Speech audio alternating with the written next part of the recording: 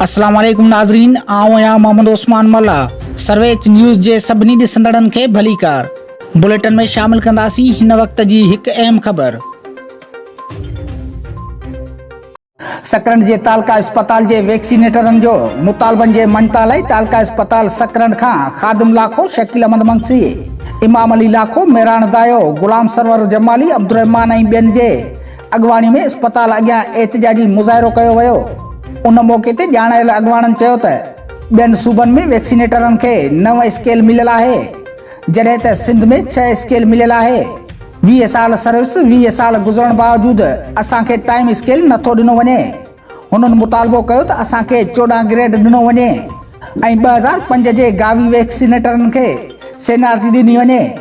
NTS पास 9 वैक्सीनेटरनि खे रहियल पगारूं ॾिनियूं वञनि। हुननि सिहत खाते हुकूमत सिंध खां मुतालबो कयो त असांजा जाइज़ मुतालबा तस्लीम कया वञनि। जेकॾहिं असांजा मुतालबा तस्लीम न कया विया त असां हलंदड़ 11 बीमारियुनि जे वैक्सीननि जो मुकमल बाइकाट कंदासीं, जेको मुतालबनि जे मञता ताईं जारी रहंदो।